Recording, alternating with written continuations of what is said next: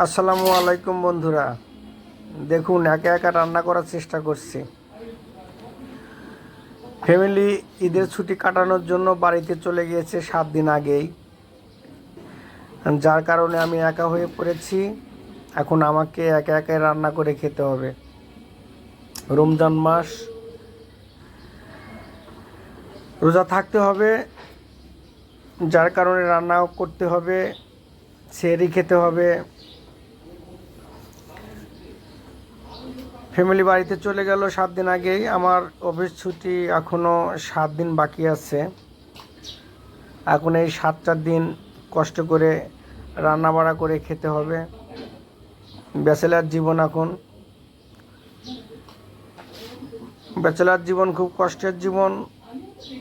যারা ব্যাচেলার তারাই বুঝতে পারবে যে আসলে ব্যাচেলার জীবনটা কতটা কষ্টের। তারপরে উপায় নেই,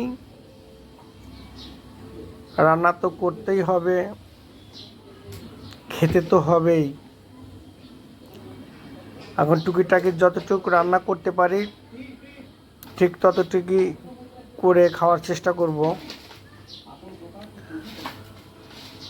ভাবলাম যে বসে বসে গোস্ত কাটছি, একটা ভিডিও তৈরি করি। তাই একটা ভিডিও তৈরি করে ফেললাম, একটা কন্টেন্ট তৈরি করলাম।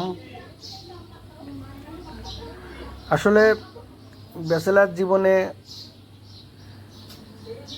যারা রান্না বাড়া করে খায় তারাই বুঝতে পারবে যে আসলে রান্না বাড়া কত কষ্টের।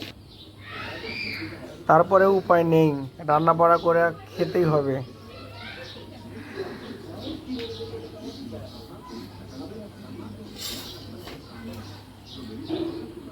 কোটা শেষ, আলু আর গোস্ত।